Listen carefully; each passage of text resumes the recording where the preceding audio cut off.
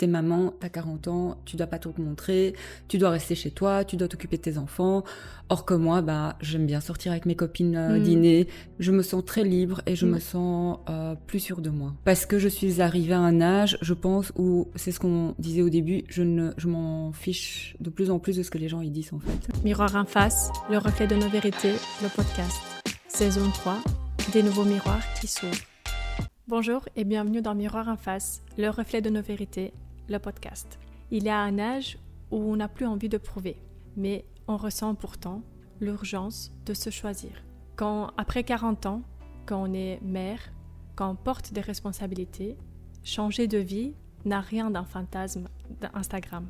Aujourd'hui, je reçois Doina, maman, créatrice de contenu, une femme active et assumée. Elle avance entre deux jobs, des rêves modernes et une réalité bien ancrée. Un épisode sur le courage discret et les compromis invisibles. Bonjour Doina, merci d'accepter l'invitation. Et je suis ravie de t'accueillir ici aujourd'hui et parler un peu de ton univers à toi. De comment, après 40 ans, quand on a beaucoup de responsabilités, quand on est maman, quand on a un job ou même deux, comment on fait face à la vie et comment tu te vois et tu te sens aujourd'hui. Pour commencer, première question, est-ce que quand tu te regardes aujourd'hui dans le miroir, est-ce que tu vois d'abord, tu te vois toi en tant que maman ou en tant que femme ou une créatrice de contenu ou tu cherches encore le mot à définir? Je dirais que premièrement, j'essaie de m'identifier moi en tant que personne et en tant que femme avant d'être mère ou la femme d'eux. Oui. Je pense que c'est très important de nos jours d'être nous-mêmes et de s'aimer nous-mêmes tel qu'elle on est. Et puis après, je dirais qu'en deuxième position, à l'heure actuelle, maman. Bien évidemment, parce que mes enfants sont encore très jeunes, ils ont encore beaucoup besoin de moi. Donc, je jongle entre les deux. Ok, super. À quel moment tu as dit, parce que là, je ne sais plus si c'est récemment, mais cette partie de créatrice de contenu, c'est à quel moment tu te dis, ok, maintenant j'ai envie d'y aller, je ne me pose plus des questions, je suis assez pour ne plus devoir prouver quelque chose, mais juste être moi.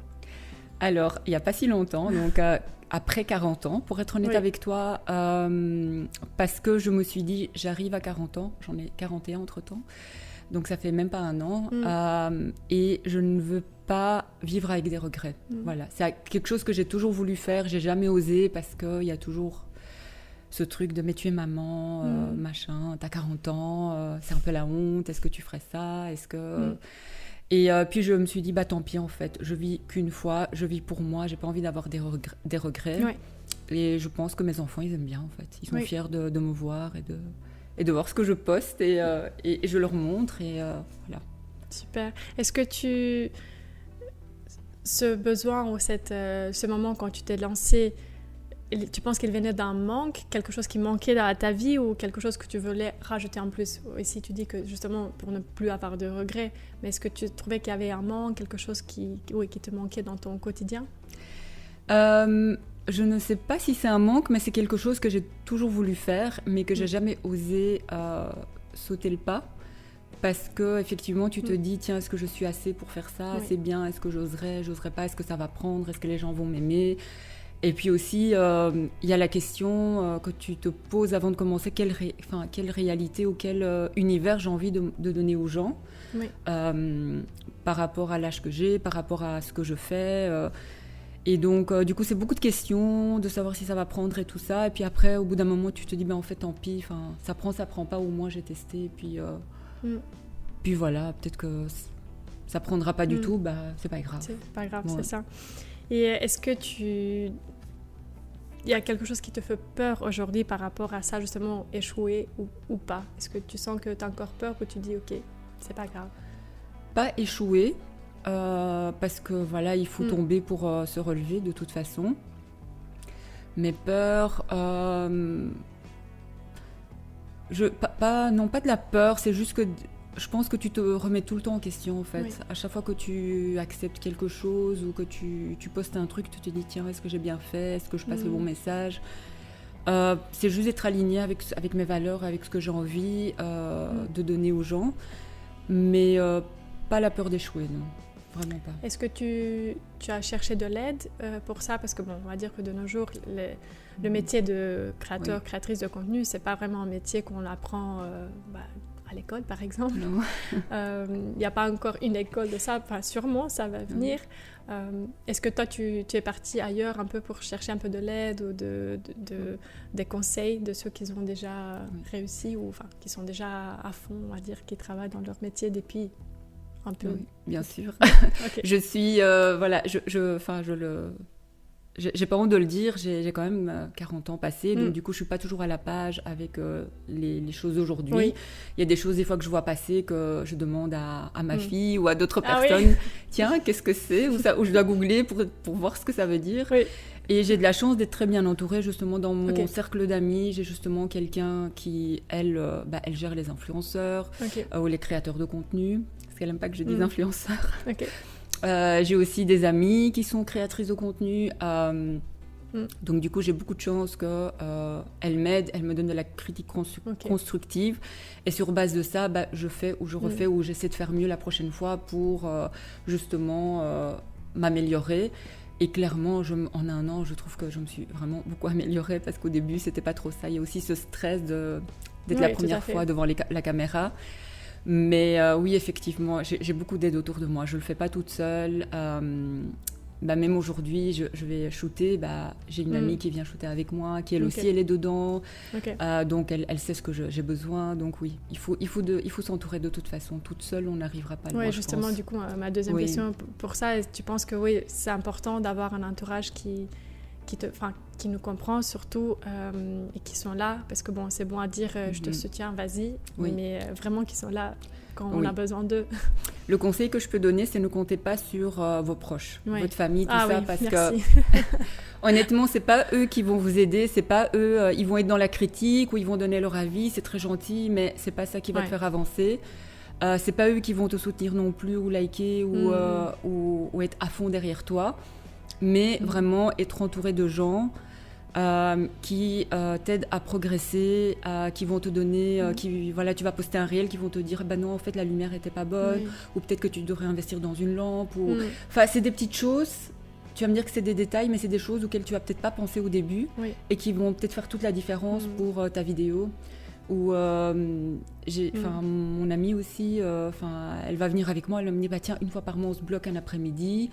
Il fait beau, allez hop, on va shooter quelques trucs et on continue, tu vois. C'est très important, C'est vrai. Et on connaît tous, je pense que tout le monde se reconnaît un peu dans cette histoire que quand on se lance, c'est là qu'on voit un peu... Oui. Mais en fait, ça me paraît logique parce que finalement, quand on se lance, peu importe le projet... comme on a toujours dit, on ne va pas gagner notre vie sur le dos de notre famille ou de nos proches. Donc le but, c'est qu'on se lance et c'est même pas ça. On ne veut pas toucher ceux qui nous connaissent déjà. On voudrait toucher ceux qui ne nous connaissent pas encore et qu'on se livre à eux pour montrer... oui, ça me paraît logique, mais c'est vrai que quand on le vit, c'est un peu dur aussi. En fait, c'est pas le... Parce que moi, je ne vends rien, je montre un peu ce que je reçois et ce que j'utilise. Donc, je comprends que ça ne peut pas parler à tout le monde. Je parle de mascara, j'imagine bien que les hommes dans ma famille, ça les intéresse pas. Mais je trouve que juste soutenir en mettant un like ou de temps en temps, une fois reposter un truc, c'est pas la fin du monde. Exactement. Et il y a toujours bien un sujet qui va pouvoir intéresser quelqu'un. Donc c'est juste plus dans à ce niveau-là. Après, je ne vends rien, donc j'attends pas à ce qu'ils viennent acheter chez moi, mais juste un petit like. Ça fait pas de mal. Je comprends. Et est-ce que tu as reçu aussi, par exemple, en parlant des réseaux, donc on voit très bien, on connaît tous maintenant l'impact positif, mais est-ce que tu trouves qu'il y a aussi évidemment l'impact plus négatif, ou quels sont les dangers ou les risques surtout qu'on prend quand on se ouvre, en fait, quand on décide de se montrer au monde? Quels sont les risques qu'on prend? Est-ce que tu t'es déjà posé la question pour toi? Oui, alors je suis un peu mitigée dans le sens que tu sais que tu t'exposes, donc forcément la critique va avec. Et c'est souvent des gens que tu connais pas. Voilà. Donc il faut avoir la maturité, je pense, de ne pas le prendre personnellement. Je poste des fois des trucs tout bêtes que je ne pas travailler rien du tout, je mange. D'office, il y en aura un qui va dire t'as vu ce qu'elle fait celle-là, mais ils oublient qu'ils commentent ma vidéo, que je vois les commentaires. Donc en fait, ça me fait rire, ça ne m'atteint pas du tout. Quand le sujet est un peu délicat, c'est toujours un peu le physique, parce que du coup, tout le monde a son avis sur le physique. Quand j'ai parlé de mon opération, parce que j'en ai parlé ouvertement, parce que je savais que c'est un peu sujet tabou, mais que ça intéresse beaucoup de mamans. Oui. En fait, j'ai pas eu de réaction négative. J'ai vraiment eu que du positif, que ce soit en commentaire ou dans les DM. Enfin, tout le monde était hyper positif. Beaucoup de gens avec qui j'avais jamais parlé. Donc ça, c'était vraiment très très chouette. Mais pour le moment, le négatif, oui, c'est que tout le monde En fait, ce qu'il y a, c'est que tout le monde te voit, donc tout le monde a son mot à dire. Donc je pense que vraiment, si t'es pas forte mentalement, tu peux très vite tomber dans la déprime. Voilà. Ou te poser des questions, ou te remettre en question tout le temps, en mode, tiens, est-ce qu'elle m'a dit que j'ai un peu grossi, ou bien, elle aime pas mes cheveux, est-ce que je devrais faire quelque chose. Enfin, c'est des bêtises, mais quand tu l'entends genre plusieurs fois, ça peut commencer à te mettre mal à l'aise. Ouais, mais est-ce que, tu seras d'accord avec moi si je dis que de toute façon, ça a toujours existé. Oui. Maintenant, sauf que maintenant, c'est exposé, donc ça, c'est ça la différence. Mais bon, la critique, elle existe depuis tout le temps. Les gens, même pas de gêne. Quand on était enfant aussi, il y avait toujours un qui va dire que tu es trop mince, que tu es trop grosse, que je sais pas, tes cheveux ils sont trop longs, trop courts. Enfin, peu importe. Il y aura toujours ça. Et donc, oui, c'est peut-être,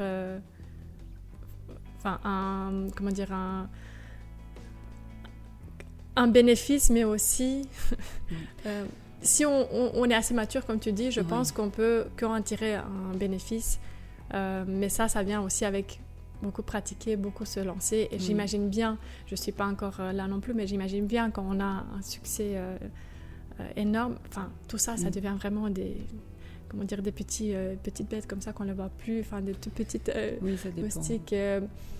Je pense aussi que ça dépend de l'âge, comme tu dis, de la maturité, parce que je l'aurais fait plus jeune. Je pense pas que j'aurais eu les épaules pour. Honnêtement, je suis quand même sensible. Maintenant, c'est parce que je suis à un âge où je m'assume et je me montre. Et si ça te plaît pas, c'est pas grave en fait. Je suis pas non plus une grosse influenceuse, mais je pense que quand même, les gens, ils te voient. Tu vois et j'ai quand même, je pense que c'est ça qui attire aussi, de voir vraiment la vraie personne et pas ce côté parfait que parfois on veut nous faire vendre, nous faire... Et une chose que j'ai arrêté aussi de faire, c'est de mettre des filtres. Avant, quand j'étais pas maquillée, j'étais là, oh non, on va me voir avec mes cernes et tout. Et maintenant, en fait, j'ai arrêté de faire ça aussi. Je me suis dit, tant pis, je suis comme je suis. Les gens qui me voient dans la rue en training, ils vont aussi me voir comme ça. Donc, je voulais plus qu'il y ait une différence entre ce qu'on voit et la réalité aussi. Tout à fait.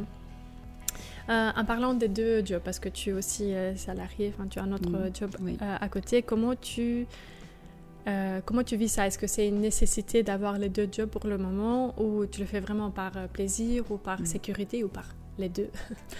Alors, donc j'ai effectivement mon job de salarié qui me convient très bien.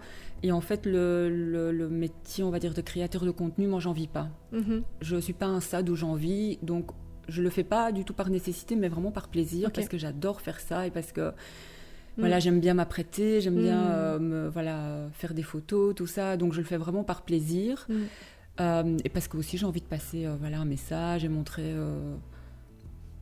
aux femmes de plus de 40 ans que elles peuvent vivre leur vie en fait sans avoir honte. Ça s'arrête pas la vie à 40 ans. Elle s'arrête pas à 40 ans. Elle recommence. Voilà, on vit notre best life à 40 ans. Donc c'est vraiment pour le plaisir que je le fais, parce que j'adore faire ça. Mais c'est pas du tout par nécessité et j'en gagne pas ma vie de toute façon. Donc voilà. Mais je pense sincèrement que aussi, c'est ce qu'on nous dit aussi dans des coachings business et tout, qu'il faut d'abord trouver son plaisir pour après sentir qu'on ne travaille pas vraiment. Si on travaille, mais je veux dire, le travail ne va plus être comme une charge, mais vraiment comme une passion, donc un travail fait avec plaisir. Donc je te souhaite en tout cas que tu les combines et que tu vis de ça plus tard. Mais pour le moment, en tout cas, profite, ça c'est le plus important. Est-ce que tu trouves que la vie actuellement est devenue plus chère, ou est-ce que nos vies à nous sont devenues un peu plus complexes? Oui, la vie est devenue plus chère, clairement, parce que, voilà, pour un rien, tu payes 2-3 fois le prix d'il n'y a pas si longtemps. Mais c'est aussi plus complexe parce que je suis la première à le faire. Mais dès que tu vois un truc sur les réseaux, tu as envie de l'avoir aussi, donc tu vas le chercher, tu vas l'acheter. Donc oui, on a tendance à surconsommer. Or que c'est pas nécessaire, mais effectivement, en voyant les autres, tu as envie d'avoir pareil et tu le fais, que tu le veuilles ou non. Donc forcément, oui. Ouais. Et est-ce que, si on parle de la charge mentale, justement financière, mais des mamans, en tant que rôle de maman, parce qu'on pense aux études des enfants, à leur donner le mieux, est-ce que tu penses qu'en tant que maman de 3 enfants, du coup, la pression, tu le sens encore plus forte que si tu étais toute seule, par exemple? Bien sûr, bien sûr. Elle est super forte, la pression, parce que tu as envie qu'ils manquent de rien, tu as envie de leur donner toujours le meilleur, et que ce soit au niveau éducation, vêtements, sport, à tout niveau, tu as envie qu'ils ne te disent pas un jour, oui, j'ai pas eu ça, ou tu m'as pas donné ça,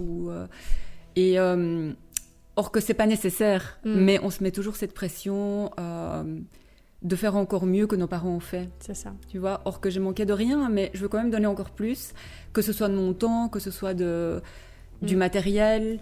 Et ça fait aussi que ça crée des enfants pour y gâter. On va pas se mentir, de nos jours, on voit bien que partout, l'enfant est roi et qu'on peut rien dire.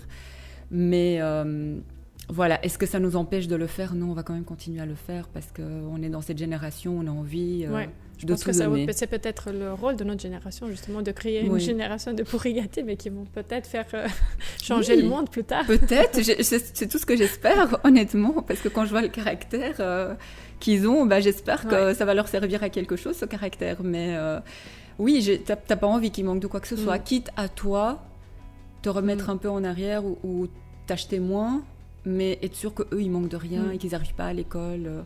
T'as vu, ils ont ça, mais moi, j'ai pas ça. Est-ce que tu trouves qu'ils osent plus, ils sont encore jeunes, évidemment, on va pas parler de eux, c'est pas le but, mais tu penses que la nouvelle génération, ils sont un peu plus courageux, qu'ils osent plus, en général, dans leur vie, ou que nous, on l'a été, qu'on était plus... Non, du tout. En fait, je pense que... Et je me suis remis en question par rapport à ça aussi. Je trouve que moi, je viens d'une génération où on s'est beaucoup débrouillé tout seul. J'ai commencé à travailler très tôt. J'adore les sacs de luxe. À 16 ans, je me suis payé mon premier sac. Mais avec l'argent que j'ai gagné moi-même, mes parents n'allaient jamais m'acheter un sac. Or que moi, ma fille, à 5 ans, elle avait déjà son premier sac de luxe. Tu vas me dire, t'exagères, oui, mais c'était mon plaisir. C'est mon plaisir et j'ai envie que mes enfants ils aient ce plaisir-là aussi. Peut-être qu'elle ne va pas du tout aimer, mais moi, je l'ai fait et ça m'a fait plaisir. Donc, je pense que nous, on est vraiment dans une génération où on va tout faire pour réussir dans la vie et avoir ce qu'on veut. Or que nos enfants sont dans une génération où ils savent que maman et papa sont derrière et ils vont les aider. Voilà. Ok, oui, on est là, mais j'ai envie qu'ils soient débrouillards parce que le jour que je ne suis pas là, qu'est-ce qu'ils vont faire? Tu vois, maman est plus là, je vais appeler qui? Tu vois, c'est pas normal. Oui, tout à fait. Je te rejoins parce que... je crois plus ou moins, on est dans la même génération. Je suis partie à 18 ans. Depuis 18 ans, je suis... depuis mes 18 ans, je suis indépendante. Et oui, quand je vois un peu autour de moi maintenant, c'est pas ça. En même temps, je me dis à chaque fois, peut-être, on laisse le benefit of the doubt.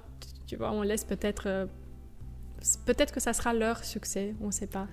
En tout cas, je l'espère pour eux et pour nous. Mais de nous, en tant que parents, maintenant, ce qu'on peut faire, c'est juste dire qu'on fait ce qu'on peut. Et voilà, et on fait à nos propres valeurs et à nos propres plaisirs et besoins. Donc, de toute façon, il n'y a pas de règles ou de méthode miracle. Ça n'existe pas, même dans le parenting. Donc, on parlera maintenant de... justement, après 40 ans, comment tu te lances? Est-ce que tu te sens maintenant un peu plus libre professionnellement? Je me sens très libre et je me sens plus sûre de moi. Parce que je suis arrivée à un âge, je pense, où c'est ce qu'on disait au début, je m'en fiche de plus en plus de ce que les gens ils disent en fait. je ne m'inquiète plus trop du regard, je m'habille comme je veux. Je viens d'une génération où mes parents, ou en tout cas leur génération, c'était t'es maman, t'as 40 ans, tu dois pas tout te montrer, tu dois rester chez toi, tu dois t'occuper de tes enfants. Or que moi, j'aime bien sortir avec mes copines dîner, j'aime bien faire des week-ends avec mes copines. Je suis pas toujours avec mon mari et mes enfants, j'aime bien m'habiller comme je veux, je m'assume comment je suis et comment je m'habille.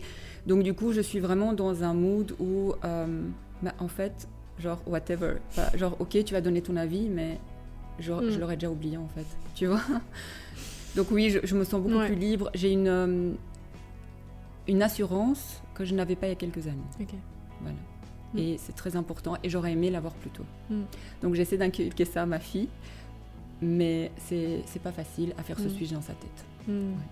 Et comment ton compagnon, Lisa, est-ce qu'il comprend ce que tu fais? Il te soutient?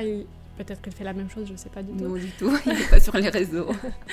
Est-ce qu'en tant qu'homme, il te dit « Ok, vas-y, tu fais ce que tu veux, tant que ça te fait plaisir » ou il a encore des limites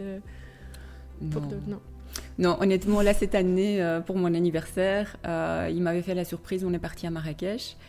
Et donc, du coup, j'avais prévu des tenues pour shooter. Il a pas du tout été... contre, à chaque fois c'était lui, il prenait le temps, il faisait mes photos, mes vidéos, il avait choisi des restos un peu instagrammables, donc non, il est pas du tout contre. Après il comprend pas, parce que voilà, il est pas du tout dedans, mais il voit que ça me plaît, donc il me dit c'est ça. Voilà. Okay. Est-ce que tu as déjà ressenti que ce monde de Instagram, influenceur, créateur, il est un peu fait plus pour les jeunes, où tu te dis, ok, il y a la place pour tout le monde en fait. Il y a la place pour tout le monde. Honnêtement, moi je suis dans une génération où des fois je suis des plus jeunes, beaucoup plus jeunes que moi parce que je les connais. C'est pas le truc que je suivrais de base parce que voilà, ça m'intéresse pas, mais après j'ai beaucoup d'autres femmes que je suis qui sont 40, 50, 60 ans, que j'admire trop et que je me vois trop en elles et que je me dis oui, moi je serai aussi comme ça dans 10 ans, 20 ans. Et je trouve qu'elles ont complètement leur place. C'est juste deux mondes différents. Et je trouve que tout le monde devrait... Enfin, tout le monde consomme maintenant les réseaux. Donc, je trouve que tout le monde devrait pouvoir s'y retrouver. Ouais. Si tu t'y retrouves pas, c'est qu'il y a un problème. Voilà. Et j'ai pas envie qu'il y ait ce problème, justement. J'ai envie que tout le monde puisse tomber sur quelqu'un et qu'il se dise « Ah bah oui, ça c'est vraiment... elle me parle, je vis la même chose, j'aimerais oser plus, j'aimerais faire ci, faire ça. » et qu'elle se dit je vais m'abonner parce que c'est vraiment ça que j'ai besoin en fait. Est-ce que tu as un plan pour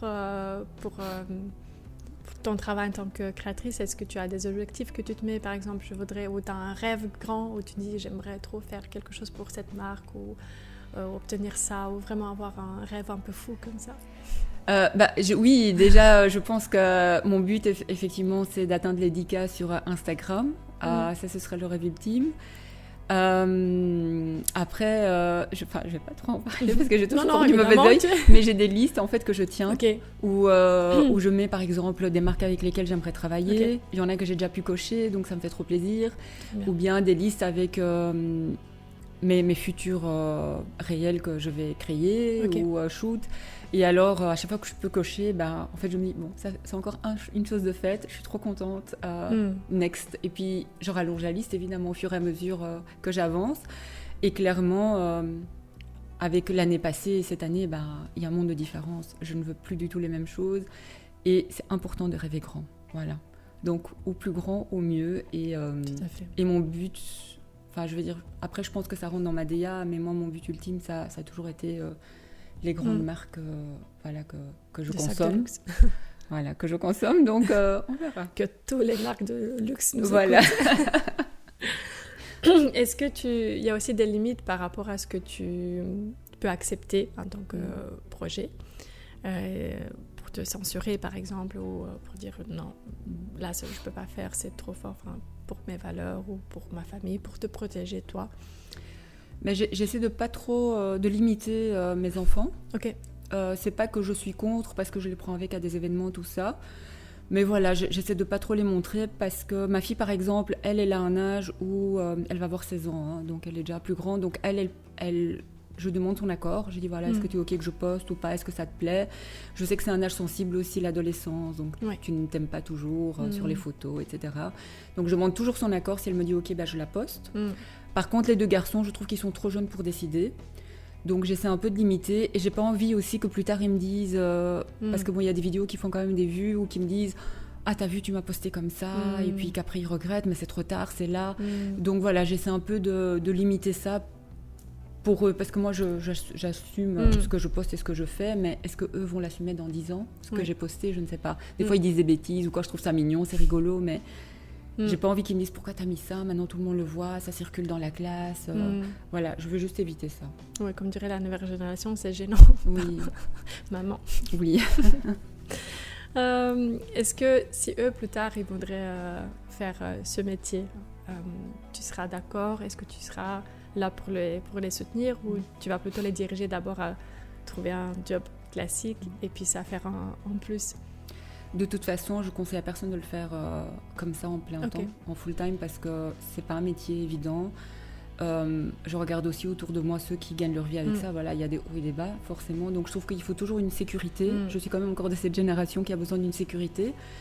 Donc je pense qu'il faut une sécurité derrière. Et après, bon, si tu arrives à bien gagner ta vie de ça et que tu vois vraiment que ça marche, pourquoi pas faire un mi-temps et faire ça en plus. Mais voilà, je pense que c'est pas quelque chose de stable sur le long, et que tu peux être in aujourd'hui, out demain, et qu'est-ce que tu fais? Tu vois, te réinventer complètement. J'aime bien la sécurité quand même. Ok, c'est ça. C'est important, évidemment. Et est-ce que tu crois qu'une mère épanouie, elle a un impact positif dans le monde en général? Même si tout ce qu'elle fait n'est pas parfait, mais c'est juste, elle est épanouie. Oui, bien sûr. Tout commence par soi. Si tu es heureux, si tu es épanoui, si tu prends du temps pour toi. Je trouve ça très important d'avoir un moment pour soi, surtout quand on a 3 enfants et on travaille full-time. Parce que du coup, quand on est épanoui, on est heureuse, on est plus sereine, on a plus facile à gérer ses enfants, parce que bon, quand tu as 2 garçons de 6 et 8 ans, full énergie, tu as besoin de ça. Et je pense que de ce fait, ils sont du coup heureux aussi. Et oui, si tu es déprimé et qu'ils te voient tout le temps dans ton lit à te morfondre, à pleurer, quel exemple tu leur donnes, tu vois? Donc il faut vraiment commencer par se soigner soi avant de... Voilà.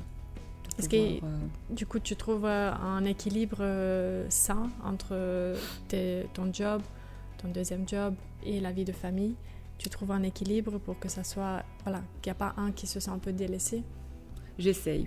Ils ont 3 âges différents, donc forcément c'est pas pareil. Maintenant, comme ma fille elle est plus grande, j'essaie souvent de la prendre avec moi quand j'ai une fois un event. Après, le métier de créatrice de contenu, je veux dire, tu le fais de chez toi aussi. Tu reçois des produits, tu les shoots, tu les postes. Enfin, j'ai pas besoin de tout le temps être dehors le soir. Mais avec les 2 garçons, du coup, ce que j'essaie de faire, comme ils sont au foot, j'essaie d'être là quasi... Enfin, je suis déjà là à tous les matchs. Ça, c'est genre... voilà. Non négociable. Non négociable, je suis là. Les entraînements, je vais pas toujours parce que mon mari est là aussi, donc on s'arrange un peu. Voilà, quand j'ai un truc, il va, ou on va ensemble. Mais oui, j'essaie vraiment d'être présente et d'être là. Et malgré ça, ils me font quand même culpabiliser. Or que je trouve que je suis quand même très présente dans leur vie. C'est pas que je suis jamais là, je fais quand même beaucoup avec eux. Mais ils te font... Enfin, dès que je fais un truc pour ça, moi, c'est leur talent. Mais t'es jamais là et tu me laisses. Et pourquoi je peux pas venir avec? Et surtout ne pas se laisser faire, voilà. Si tu pouvais parler à une femme de 40 ans en plus qui hésite à se lancer actuellement, que lui dirais-tu en fait? Qu'est-ce que tu lui dirais comme conseil? Je dirais de foncer, tout simplement, de ne pas se laisser faire, tout d'abord de mettre sur papier ce qu'elle veut vraiment obtenir de ce compte qu'elle va créer, et de rester dans sa DA, d'essayer vraiment de... Et aussi, je pense que si tu as peur ou bon après je parle de mon cas personnellement, mais d'essayer de se soigner, de voir qu'est-ce qui te fait peur en fait, pourquoi est-ce que tu as peur de quoi, du regard des gens, si tu as peur du regard des gens, mais alors ne le fais pas, parce que du coup tu es dans le spotlight, ça va être compliqué et si tu sais que tu n'acceptes pas les critiques, ne le fais pas non plus, parce que ça va être compliqué, mais voilà, de se poser vraiment les bonnes questions, de mettre tout sur papier, de se faire un petit plan d'attaque, et puis juste y aller en fait, de ne pas avoir peur et de se lancer. Qu'est-ce qui peut arriver, enfin, tu vois. Le succès, voilà. Parfois, le succès fait peur, plus qu'autre chose, parce que je pense que tout le monde veut réussir, tout le monde veut obtenir ce succès, mais parfois, ça fait peur aussi, parce que tu dis, ok, mais il y aura des compromis à faire, je vais avoir moins de temps de ça, et quand on est dans une zone de confort, c'est un peu délicat, de dire, je vais perdre ma liberté, je vais perdre ça. Effectivement, il y a des choix à faire, parce que ça te prend beaucoup de temps, malgré tout, et tu peux pas tout faire. Voilà. Il y a sa vie sociale, des fois, il faudra la mettre de côté aussi. C'est ça. Mais c'est un choix que tu fais. C'est ça. Est-ce que tu devais te définir en une phrase maintenant, actuellement, avec toute ton expérience, tout ton vécu, comment tu te définirais aujourd'hui? C'est compliqué, ça. Je dirais mature. Non, expérimenté. Voilà. Je dirais, je suis devenue quelqu'un d'expérimenté, dans le sens que maintenant je sais ce que je veux et ce que je veux. Et voilà. Super. Merci beaucoup. C'est un partage qui me parle, et je crois bien que ça parle à plus des femmes surtout, qui se retrouvent un peu coincées souvent dans ce monde où on veut créer, on veut faire, mais on a peur, on a des limites, voilà. Et surtout, il n'y a personne qui est là pour nous apprendre vraiment comment faire. Et vraiment, c'est pour ça que la peur, c'est plus, allez-y, on se lance, on fait, on se fait plaisir surtout, très important. Et après, voilà, si on gagne quelque chose, on ne parle pas vraiment de l'argent, mais si on gagne quelque chose de ça, c'est encore tant mieux, et sinon, il n'y a pas de regret. Voilà, je ne regrette pas en tout cas. C'est ça. Merci beaucoup Doina, et j'espère bientôt peut-être pour d'autres partages encore plus rayonnants et plus vrais. Avec plaisir. Merci beaucoup. Merci. Il n'a pas d'âge pour se réinventer, mais il y a un moment où on n'a plus envie de se mentir ou se cacher. On a envie d'être qui on est, et c'est plus que assez. On peut être vraie, imparfaite ou courageuse. Mais le rappel que vouloir plus n'est pas une fuite, mais parfois un acte d'amour. Si cet épisode t'a parlé, t'a touché, n'hésite pas à en partager et à en parler autour de toi.